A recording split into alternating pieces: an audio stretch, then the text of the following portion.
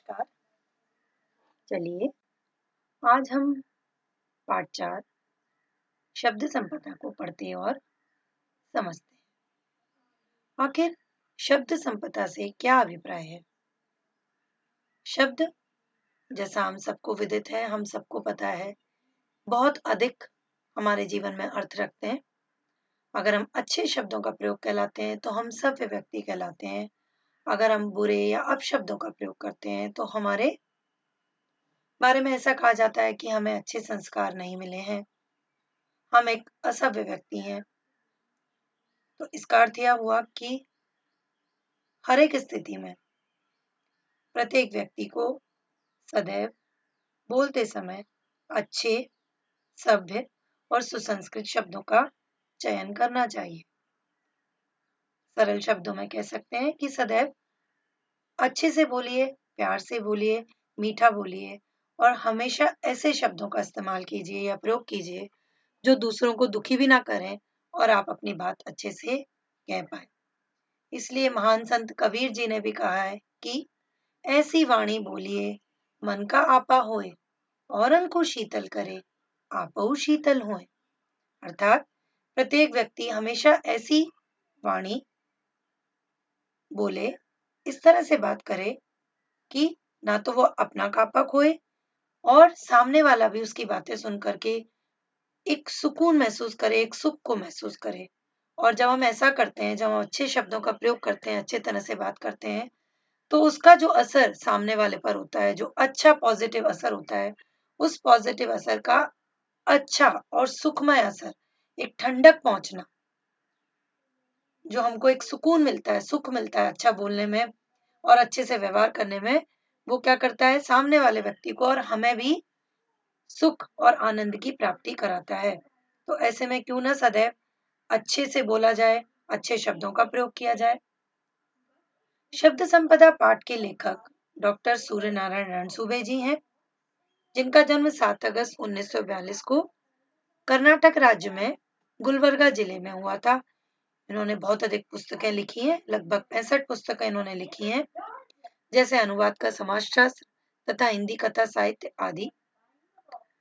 Doctor Surya Narayan Ransubhe जी प्राध्यापक, यानी यह विद्यालय में प्राध्यापक, जिसे हम हेडमिस्टर कहते हैं, हेडमास्टर कहते हैं, उसकी पद पर रहे हैं। एक उत्कृष्ट लेखक रहे हैं। उत्कृष्ट कैसे? जिनकी लेखन में बहुत अधिक ताकत हो, बहुत अच्छा लिखने की जिनके अंदर प्रतिभा हो, ऐसे वह लेखक रहे हैं। साथ ही साथ इन्होंने अनुवाद भी किया है। एक भाषा से जब दूसरी भाषा में हम किसी बात को लिखते या समझाते हैं तो वह अनुवाद होता है। और समीक्षा भी की है। समीक्षा, मान लीजिए आप कोई निबंध लिखते हैं और मुझसे पूछते हैं कि निबंध कैसा लिखा है, और मैं आपको बताऊं कि इसमें क्या अच्छी बातें हैं और क्या बातें हैं जो ठीक होनी चाहिए या गलत ढंग है, या ये गलत ढंग से कही गई है, इनको इस तरह से भी कहा जा सकता है, तो मैं आपके निबंध की समीक्षा कर रही हूँ। तो वह कार्य भी यह किया करते थे। प्रस्तुत निबंध के माध्यम से लेखक ने शब्दों की शक्ति को दिखाते हुए, अब आप समझ रहे हैं ना, शब्दों में बहुत ताकत है, यह सब हम सबको अच्छी तरह से पता है।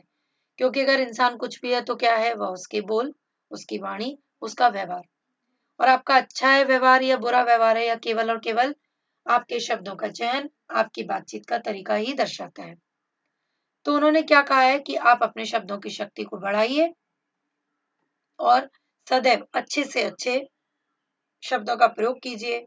और शब्दों का जो अपना संसार है, संपदा माने क्या होता है, जो खजाना है, जो आपकी वोकेबलरी है, उसको जितना अधिक हो सकता है उसको बढ़ाइए। यहाँ पर आपसे एक बड़ा प्यारा सा प्रश्न पूछा गया है कि बताइए वाणी कैसी होनी चाहिए, बताइए। तो उसके लिए मैंने आपको पहले ही कबीर के दोहे का उदाहरण देते हुए समझाया कि कैसी वाणी बोलिए, हमेशा सदैव मधुर और मीठी वाणी का प्रयोग करना चाहिए। सदैव अच्छे, संयमित और सभ्य शब्दों का प्रयोग करना चाहिए। सदैव ऐसे शब्द बोलने चाहिए जो सामने वाले व्यक्ति को भी गुस्सा ना दिलाए और आप भी अपनी बात बिना किसी को आहत किए उस तक पहुंचा पाए, अपनी बात को संप्रेषित कर पाए। तो सदैव संयमित, सोच समझकर और मधुर वाणी का प्रयोग करते हुए बातचीत करें। चलिए पाठ को समझते और जानते हैं। आदिम अवस्था से, देखिए आदिम माने क्या होता है बेटा, आदिम होता है बहुत पुराना समय, प्राचीन काल, उसे हम आदिम कह सकते हैं। आदिम अवस्था से आधुनिक, ठीक है, तो आदिम और आधुनिक क्या है, एक दूसरे के देखा जाए तो विपरीतार्थक है, विलोम शब्द है। आदिम अवस्था से आधुनिक अवस्था तक मनुष्य तक की विकास यात्रा का रहस्य किसमें है? क्या इसका तुम्हें पता है? ये लेखक हमसे पूछ रहे हैं। तो अगर ये पूछा जाए तो अधिकांश लोग, माने ज्यादातर लोग क्या उत्तर देते हैं कि अन्य प्राणियों की तुलना में मनुष्य का विकसित मस्तिष्क, ठीक है, विकसित माने अच्छे से, जिसका विकास हुआ हो, विकसित मस्तिष्क, मस्तिष्क क्या बेटा, आपका दिमाग, बुद्धि, उसकी पूरी प्रगति व संस्कृति के मूल में है। कि मनुष्य का जो बुद्धि, बुद्धिमत्ता जो है, उसने क्या किया है, मनुष्य को इतना आगे तक पहुंचा दिया है। परंतु लेखक कहते हैं यह उत्तर पूरा नहीं है। अपूर्ण माने पूरा ना होना, ठीक है, पूर्ण माने पूरा और अपूर्ण माने उसका विरुद्धार्थी, पूरा ना होना। पूर्ण उत्तर यह है कि मनुष्य की प्रगति हुई कब? जब इस मस्तिष्क ने भाषा की खोज की। तो लेखक का मानना है कि भाषा की खोज से मनुष्य का विकास तेजी से हो पाया और वो आदिम अवस्था से कहाँ पहुंच पाया, इस आधुनिक अवस्था में पहुंच पाया। तो इसका कारण यह है कि उसके विकसित मस्तिष्क ने एक ऐसी प्रणाली, एक ऐसी व्यवस्था की खोज की जिसे वह भाषा कहता है, या कहते हैं, या जिसे हम भाषा के रूप में जानते हैं। भाषा ही सभी प्रगति की जड़ में है। कि अगर हम देखें, जानने समझने की कोशिश करें कि भाई किसी भी चीज का विकास कैसे हुआ, तो हम पाएंगे कि सभी ज्ञान शाखाओं का विकास केवल इसलिए हो पाया क्योंकि हमने क्या किया, भाषा की खोज की। हम भाषा की खोज कर पाए। दुनिया की सभी ज्ञान शाखाओं का विकास भाषा के कारण हुआ।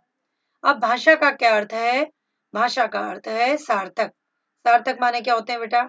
ऐसे शब्द जिनका अर्थ हो, मीनिंगफुल वर्ड्स।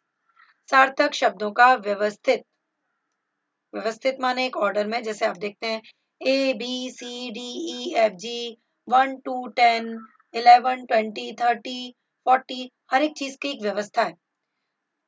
हम हर एक चीज को एक व्यवस्था के अंतर सीखते हैं। हम ऐसा नहीं करते पहले 10 सीखते हैं फिर 9 सीखते हैं, नहीं, पहले हम 0 सीखेंगे, फिर 1 सीखेंगे, फिर 2 सीखेंगे। ऐसे अंग्रेजी में हम क्या करते हैं, A सीखेंगे, B सीखेंगे, फिर Z तक पहुंचते हैं। ऐसे ही भाषा में भी क्या है, सार्थक शब्दों का व्यवस्थित एक ऑर्डर में, कि पहले संज्ञा आएगी फिर सर्वनाम आएगा, ठीक है। अगर आपको अव्यय लगाना है तो अव्यय कहाँ लगेंगे, सहायक क्रिया सबसे अंत में आएगी, संयुक्त क्रिया कहाँ आएगी, क्रिया के बाद में आएगी। क्रिया की कौन सी स्थिति होनी चाहिए, तो उसे हम क्या कहेंगे, शब्दों का व्यवस्थित रूप। उसका क्रमबद्ध संयोजन जो है वह भाषा है। अगर आपको कोई बात कहनी है और आप अपनी भाषा को एक व्यवस्थित रूप में नहीं रख पा रहे, तो आप क्या नहीं कर पा रहे, आप अपनी बात सामने वाले को नहीं पहुंचा पाएंगे। तो आपको बोलना तो आना चाहिए, पर बोलने के साथ साथ क्या करना आना चाहिए, आपको अपने शब्दों को व्यवस्थित रूप देना आना चाहिए। उदाहरण के तौर पर अगर मैं आपसे पूछना चाहूं व्हाट इज योर नेम, तो हिंदी में मुझे बोलना होगा आपका नाम क्या है। मैं इसे इस तरह से नहीं बोल सकती हूँ कि हे क्या आपका नाम, यह बिल्कुल ही गलत है। सही तरीका क्या है, आपका नाम क्या है।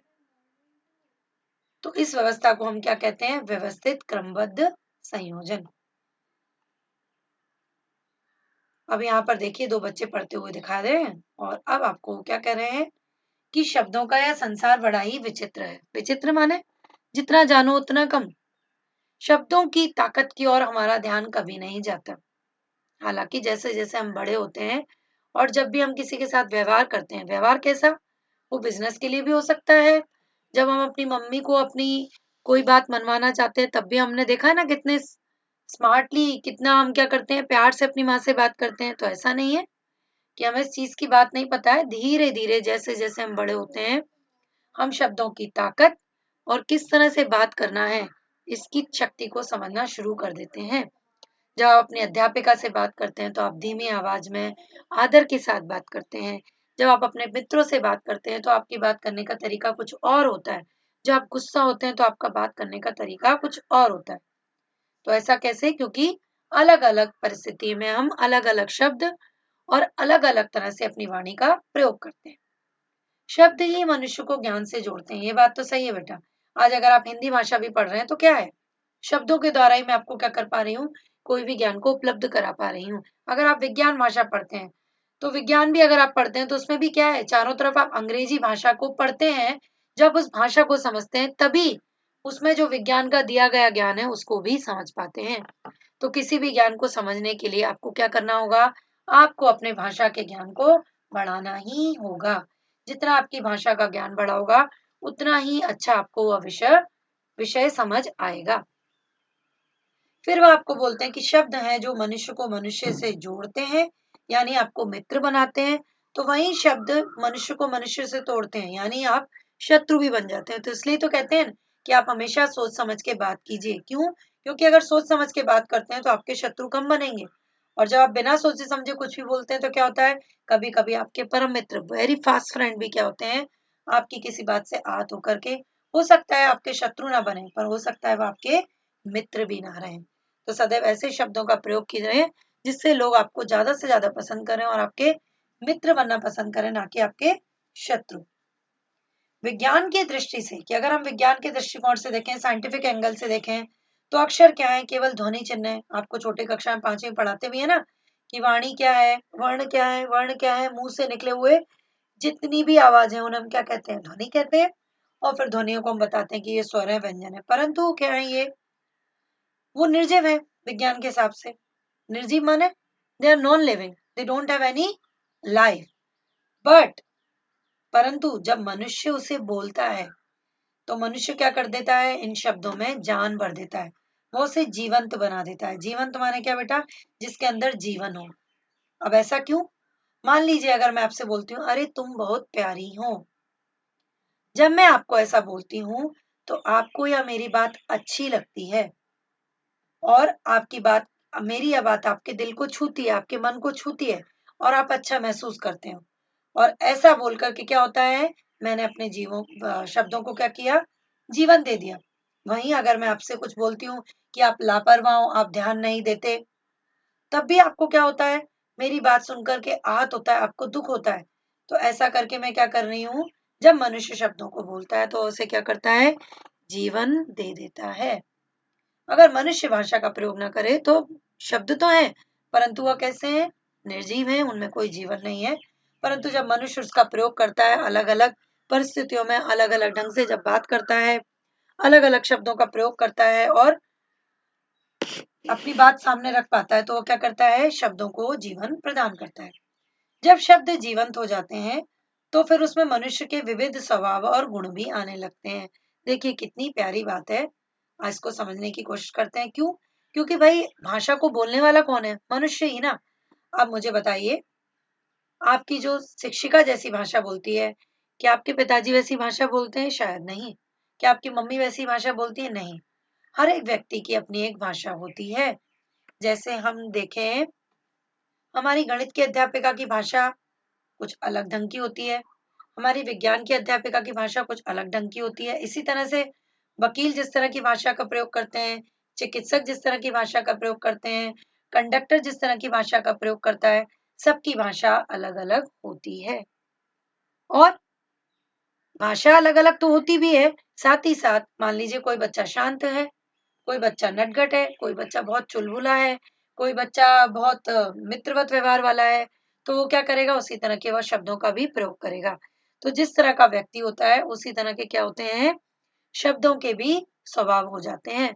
अगर मान लीजिए कोई डाकू है तो उसके शब्द कैसे होंगे, कड़े होंगे, चुभने वाले होंगे।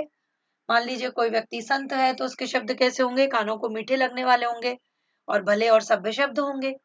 तो जैसे जैसे व्यक्ति हैं वैसे ही वैसे क्या है, शब्दों के भी स्वभाव हैं। अब यहाँ पर कुछ और जानने की कोशिश करते हैं।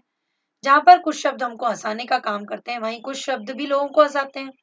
बिल्कुल सही बात है, क्योंकि हंसने वाला व्यक्ति क्या करेगा, ऐसे शब्दों का प्रयोग करेगा जो लोगों को क्या करें, हंसाएं। जैसे कुछ मनुष्य औरों को हमेशा तकलीफ देते हैं, वैसे ही कुछ शब्द उच्चारण मात्र से सामने वाला व्यक्ति व्यथित हो जाता है।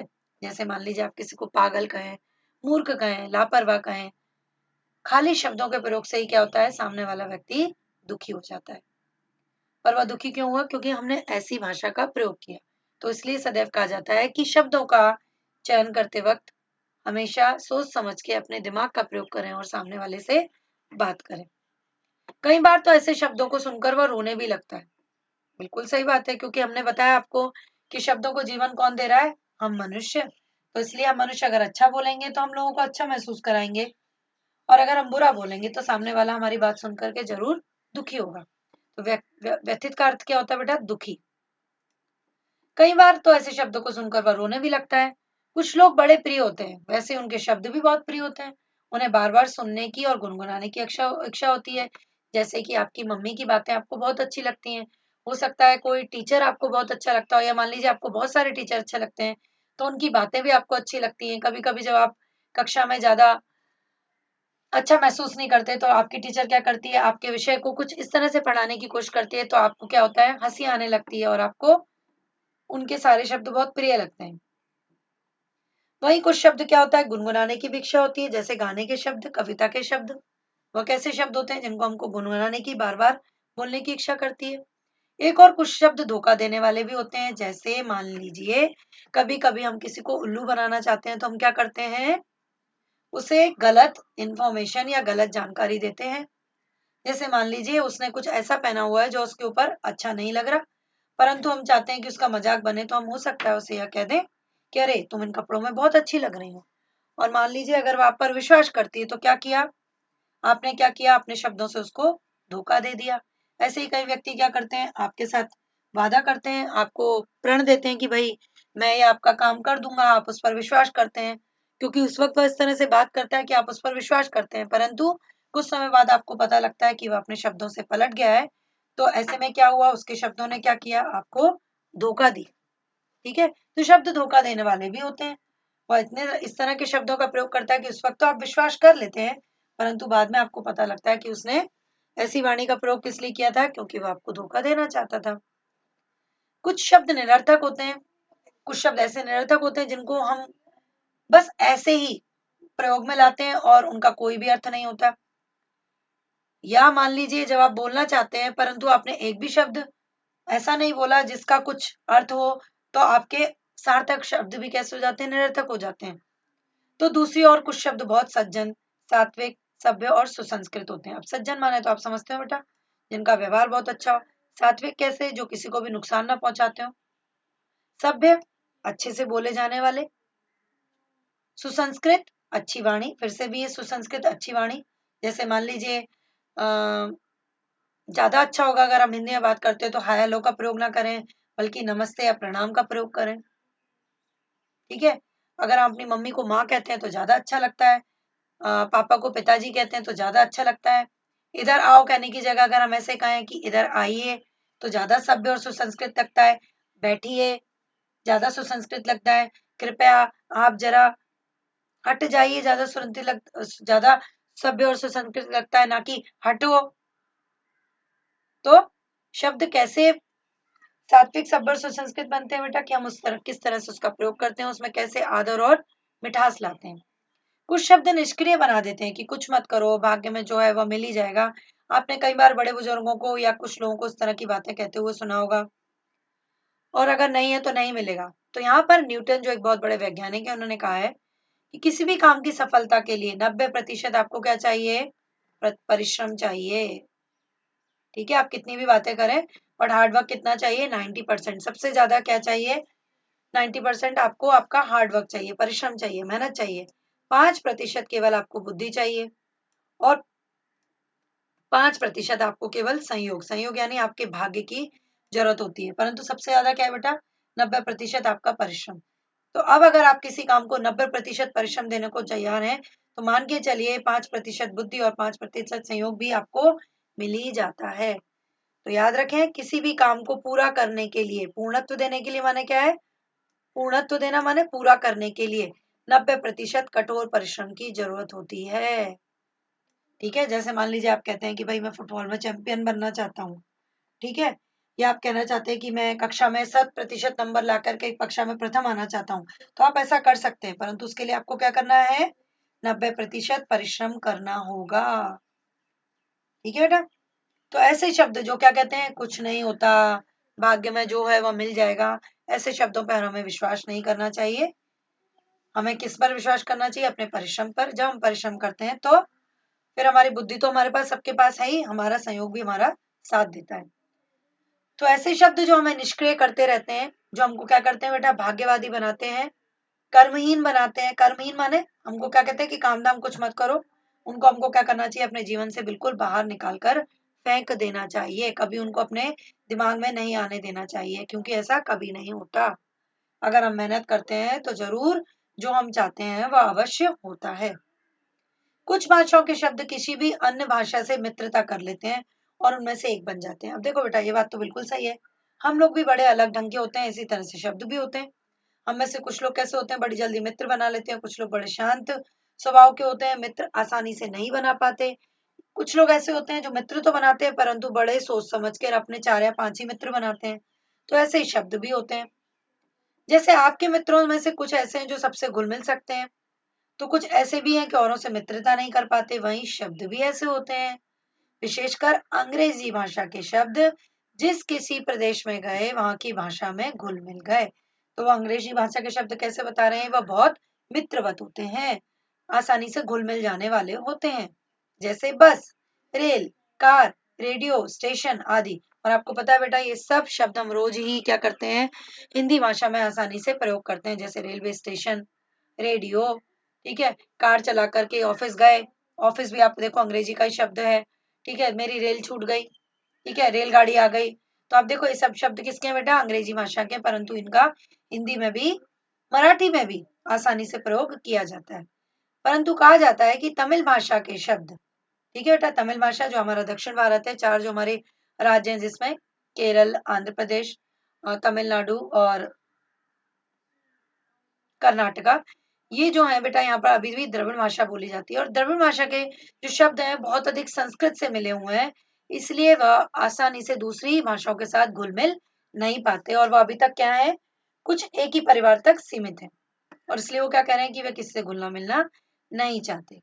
अलबत्ता हिंदी, अलबत्ता माने उसी के वनस्पत उसके उल्टा, हिंदी के शब्द कैसे हैं, मिलनसार हैं परंतु सब नहीं। बिल्कुल सही बात है। जैसे आप बोलो जैसे आप बोलना चाहो कि मेरा नेम शालिनी है या मेरा नेम अरुणा है, क्या सुनने में अच्छा लग रहा है? नहीं, हम ऐसा नहीं कर सकते। ठीक है, हिंदी के शब्दों में अंग्रेजी का जब प्रयोग करते हैं तो वह बड़ा अटपटा लगता है। हालांकि अंग्रेजी में जब हिंदी का प्रयोग करते हैं, हिंदी बोलते समय जब अंग्रेजी का प्रयोग करते हैं तो अटपटा नहीं लगता है, परंतु ज्यादा हिंदी में अंग्रेजी को जब हम प्रयोग करते हैं तो बहुत सारे शब्द आप देखते हो सुनने में अटपटे लगते हैं, क्योंकि हम उनका प्रयोग नहीं करते। कुछ शब्द तो अंत तक अपना स्वतंत्र अस्तित्व बनाए ही रखते हैं। ठीक है, स्वतंत्र अस्तित्व क्या है बेटा, किसी में भी घुलते मिलते नहीं है। जैसे मान लीजिए आप पानी के अंदर क्या करो, पानी के अंदर आप मान लीजिए रेत मिला दें, ठीक है, तो रेत में कुछ तो जो मिट्टी के कण होंगे वो मिल जाएंगे, पर जो छोटे छोटे पत्थर के कण होते हैं, क्या वह कभी भी पानी के अंदर मिलते हैं? नहीं, वह अंत तक क्या करते हैं, अपना स्वतंत्र अस्तित्व बनाए रहते हैं, वह अपनी मौजूदगी दिखाते हैं। तो ऐसे हिंदी के भी कुछ शब्द हैं जो इंग्लिश के साथ आसानी से नहीं मिल पाते और केवल हिंदी भाषा में ही प्रयोग में आते हैं। अपने मूल रूप में ही वे अन्य स्थानों पर जाते हैं। कुछ शब्द अन्य भाषा के साथ इस प्रकार से जुड़ जाते हैं, परंतु वही वो कुछ बता रहे हैं कि कुछ शब्द दूसरी भाषा के साथ इस प्रकार मिल जाते हैं या उनका इस तरह से प्रयोग होने लगता है कि उनका जो स्वतंत्र रूप है वो हमको पता ही नहीं होता। ठीक है बेटा, और ऐसे कई सारे शब्द हैं, चाइनीज भाषा के भी शब्द हैं, फ्रांसीसी भाषा के भी शब्द हैं, और तो और आपने अभी अभी देखा कि अंग्रेजी भाषा के शब्द इस तरह से हिंदी में मिल गए कि हमको पता ही नहीं है कि वो अंग्रेजी भाषा के शब्द हैं। मैं आपको बताती हूँ, बहुत सारे बच्चे जब हम लोग कॉलेज में थे तो फरलो शब्द का प्रयोग करते थे कि मैंने आज स्कूल से फरलो मार ली, मैंने आज कॉलेज से फरलो मार ली। आप विश्वास नहीं करेंगे कि फरलो शब्द जो है वो अंग्रेजी का शब्द है, जिसका अर्थ होता है बंक करना, ठीक है, कक्षा को नहीं लगाना। परंतु वह शब्द इतनी आसानी से हिंदी भाषा में जुड़ा हुआ है कि ऐसा लगता था कि जैसे कि वह हिंदी भाषा का ही शब्द हो। परंतु जब हमने जाना समझा तो हमको पता लगा कि फरलो जो शब्द है वह अंग्रेजी भाषा का शब्द है। हिंदी में भी कुछ ऐसे शब्द पाए जाते हैं जो भिन्न भाषाओं के शब्दों के मेल से बने हैं, बिल्कुल सही है। जैसे हिंदी संस्कृत से कौन सा शब्द बना है बेटा, वर्ष और गांठ। इसमें वर्ष शब्द जो है वो संस्कृत से और गांठ शब्द जो है वो हिंदी का है। फिर दूसरा शब्द है आपका मांग और पत्र, आपको पता लग रहा होगा पत्र संस्कृत का है और मांग हिंदी का है। ऐसे ही हिंदी अरबी से, पारसी से थानेदार, किताब घर, एक किताब शब्द और एक घर, घर हिंदी है, किताब आपका फारसी है, अंग्रेजी संस्कृत से रेल यात्री, रेडियो तरंग। तो ये शब्द क्या है बेटा, अरबी फारसी से बीमा पॉलिसी, ये सब शब्द क्या है बेटा, दो भाषाओं से या दो से अन्य भाषाओं से मिलकर के नए शब्द बन गए हैं। और ऐसा होने पर क्या हो गया है, ये शब्द किस भाषा के हैं यह हमको आसानी से पता नहीं लगता है। ऐसा क्यों हुआ, क्योंकि ये शब्द क्या थे, आसानी से घुल मिल जाने वाले थे। और इन्हीं शब्दों से क्या हुआ है, हिंदी का भी शब्द संसार बहुत समृद्ध हो गया है। पहले हिंदी भाषा में शब्द इतने नहीं थे जितने अब हैं। समृद्ध होना माने और अधिक विकसित हो जाना। कुछ शब्द अपनी माँ के इतने लाडले होते हैं कि वे मातृभाषा को छोड़कर औरों के साथ जाते ही नहीं है। अब मातृभाषा क्या है, आपकी माँ से मिली हुई जो आपको भाषा होती है वो आपकी मातृभाषा कहलाती है। तो वहीं कुछ शब्द बड़े बिंदास होते हैं। बिंदास कैसे, बोल्ड, ठीक है, वे किसी भी भाषा में जाकर अपने लिए जगह बना ही लेते हैं। जैसे आप देखो ना, कुछ लोग बच्चे जो अपनी मम्मी के बहुत प्यारे होते हैं, उनकी मम्मी चाह करके भी उनको कहीं नहीं भेजती है, वो हमेशा अपनी माँ के पास ही रहते हैं। और कुछ बच्चे कैसे होते हैं, बचपन से ही दिखाते हैं कि माँ अब मुझे आपकी जरूरत नहीं है, मैं आपके बिना भी बहुत सारे कार्य स्वतंत्र रूप से कर सकता हूँ। और वो बच्चे फिर क्या करते हैं बेटा, आगे समय में बड़े होकर के अलग अलग जा करके अलग विदेशों में भी बस जाते हैं। और माँ बाप उनके लिए क्या होते हैं, निश्चिंत होते हैं, क्योंकि उनको पता है कि उनका बच्चा जो है वो क्या कर सकता है, आसानी से अपने आप को देखभाल कर सकता है, क्योंकि वो कैसे होते हैं, बिंदास होते हैं। तो ऐसे ही भाषा के भी शब्द हैं। कुछ शब्द तो क्या है, अभी तक अपनी भाषा में रह गए, कहीं भी जा नहीं पाए, और कुछ शब्द ऐसे हैं जो पता नहीं कितनी सारी भाषाओं के साथ मिलजुल करके गए हैं और अपना उन्होंने जगह बना ली है, और उनका बड़ा आसानी से प्रयोग भी किया जाता है। शब्दों के इस प्रकार बाहर जाने और अन्य अनेक भाषाओं के शब्दों के आने से हमारी भाषा समृद्ध होती है। अब यहाँ मैं आपको समझाना चाहूंगी कि बेटा ऐसे कैसे हुआ है। तो आपने देखा होगा कि इतिहास में हमने देखा है कई सारे लोग, पुर्तगाली, डच, ठीक है, अंग्रेज लोग, ब्रिटिशर्स, लंदन से आए हुए लोग, मुगल कालीन लोग, ठीक है, ये सब क्या हुआ बेटा, अलग अलग देशों में लोगों ने क्या किया, गए व्यापार किया, कई लोगों ने राज किया, कई लोगों ने क्या किया, देशों की खोज की। तो जब वो क्या करते थे, अलग अलग भाषाओं का प्रयोग करते थे, और जब वो वहां के जो आम आदमी है उनकी भाषा के जब संपर्क में आए तो क्या हुआ, उन दोनों के भाषाओं के मिल जाने से नए भाषा, नए शब्दों का क्या हुआ, विकास हुआ, और भाषाएं समृद्ध हुई। विशेषतः वे शब्द जिनके लिए हमारे पास प्रतिशब्द नहीं होते, ऐसे हजारों शब्द जो अंग्रेजी, पुर्तगाली, अरबी भाषी से आए हैं, वो क्या कह रहे हैं, उन्हें आने दीजिए। और हम क्या करते हैं, उनका ऐसे ही प्रयोग करते हैं जैसे ब्रश, ब्रश के हमारे पास कोई हिंदी नहीं है, rail, pencil, radio, car, scooter, station आदि। परंतु जिन शब्दों के लिए हमारे पास सुंदर शब्द हैं, उनके लिए अन्य भाषाओं के शब्दों का उपयोग नहीं होना चाहिए। हमारे पास माँ के लिए, पिता के लिए सुंदर शब्द हैं, जैसे माई, अम्मा, बाबा, अक्का, अन्ना, दादा, बापू आदि।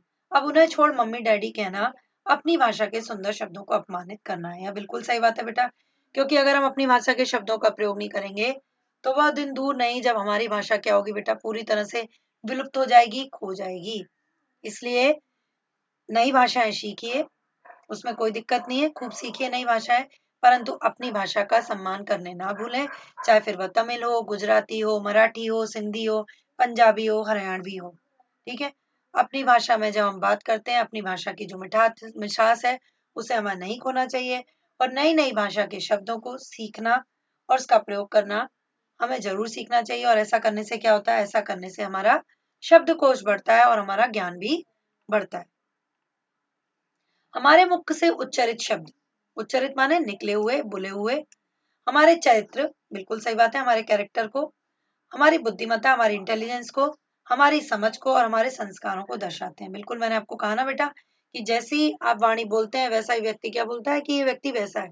मान लीजिए आप बहुत अक्खड़ माने क्या, बहुत रूखा व्यवहार करते हैं, तो व्यक्ति क्या कह रहे हैं, ये ना फ्रेंडली नहीं है, ये इसको ठीक से बात करना नहीं आती, इसका बिहेवियर कैसा है, बहुत रूड है ये। वहीं अगर आप प्यार से बात करते हैं, तमीज से बात करते हैं, अच्छे शब्दों का प्रयोग करते हैं, तो लोग क्या कहेंगे, अरे बहुत संस्कारवान है, अच्छी फैमिली से बिलोंग करता है, देखिए कितने प्यार से बोलता है, इसकी वाणी कितनी अच्छी है, लगता है अच्छे स्कूल में पढ़ा लिखा है। तो हमें क्या करना चाहिए, हमेशा अच्छे शब्द बोलना चाहिए, क्योंकि शब्द ही क्या करते हैं, हमारी पूरी पहचान है।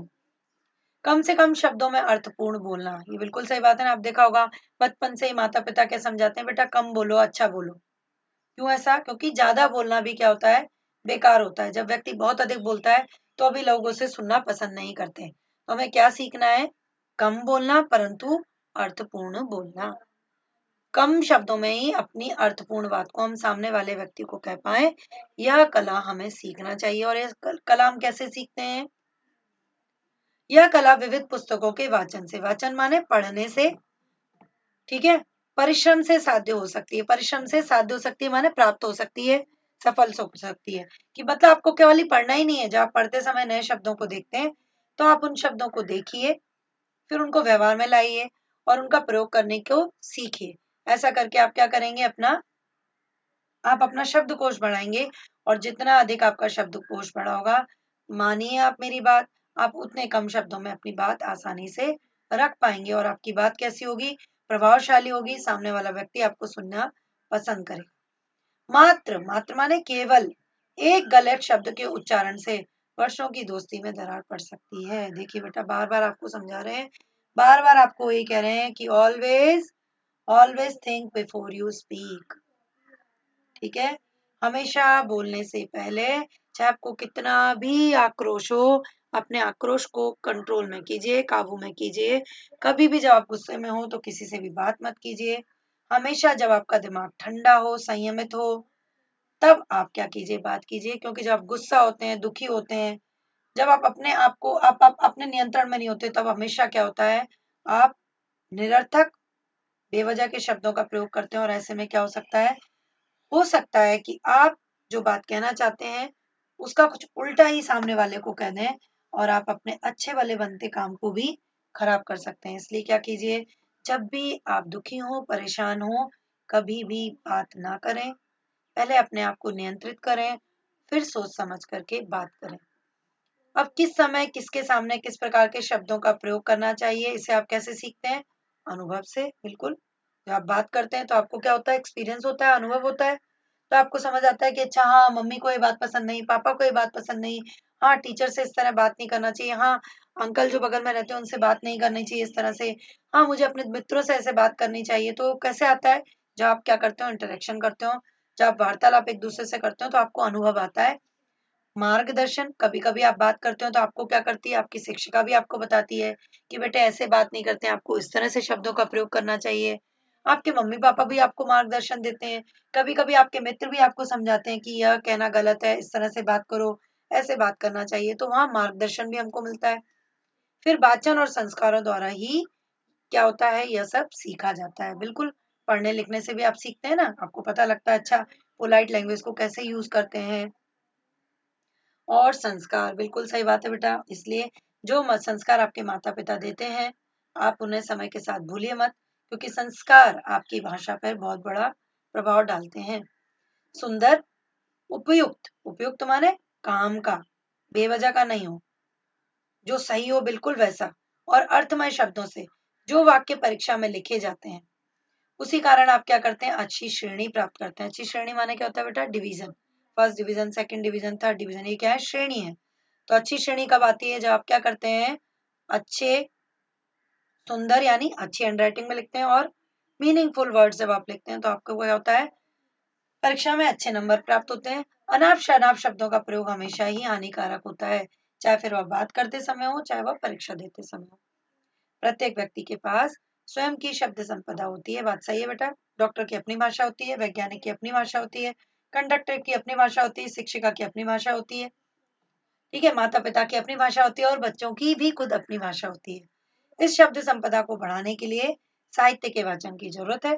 तो जितना आप कहानियां, निबंध, लेख पढ़ सकते हैं, ठीक है, विज्ञान से संबंधित पुस्तकें, गणित से संबंधित पुस्तकें, इतिहास से संबंधित पुस्तकें, जो भी आपकी रुचि हो उनसे संबंधित जो पुस्तकें, कला से संबंधित पुस्तकें, जितनी आप पढ़ेंगे उतना क्या होगा, आपका शब्द संपदा बढ़ेगी। शब्दों के विभिन्न अर्थों को जानने के लिए शब्दकोश यानी आपकी डिक्शनरी की भी आपको जरूरत होती है। तो आप क्या आदत डालिए कि शब्दकोश का एक पन्ना, केवल एक पन्ना, रोज एकाग्रता से, एकाग्रता क्या बेटा? ध्यान से, ऐसे नहीं बस पढ़ लिया और कुछ भी ध्यान नहीं किया। ध्यान से पढ़ेंगे तो क्या होगा, आपको पता चलेगा कि आपका वोकेबलरी, आपका शब्द जो है, शब्दकोश कितना अधिक बढ़ रहा है। परंतु ध्यान रखिए, पढ़ने के साथ साथ आपको क्या करना है, उन शब्दों का प्रयोग करना भी सीखना है। क्योंकि जब आप शब्दों का प्रयोग करते हैं तो वो आपको फिर हमेशा याद रहते हैं। तो अब आप तय करिए, जैसे यहाँ पर भी मैं आपको कहूंगी, करो की जगह अगर कहा जाए करिए तो यह भाषा का ज्यादा अच्छा प्रयोग है। तो मैं आपसे कहूंगी कि अब आप तय करिए कि अपनी शब्द संपदा बढ़ानी है। तो इसके लिए आपको क्या करना है, अपनी वाचन संस्कृति यानी अपनी रीडिंग हैबिट को डेवलप कीजिए, पढ़ना शुरू कीजिए, तो आप भी क्या होंगे, शब्द संपदा के मालिक बन जाएंगे। आशा करती हूँ आपको यह पाठ समझ आया होगा और आपने शब्द संपदा अर्थात शब्दों की ताकत को समझा होगा। तो मैं आशा करती हूँ कि आप सब अब आज से, अगर अभी तक नहीं शुरू किया है तो आज से ही शब्दकोश का एक पन्ना पढ़ेंगे और अच्छी अच्छी कहानियों से आप क्या करेंगे, अपनी वाचन संस्कृति को बढ़ाने की कोशिश करेंगे। धन्यवाद।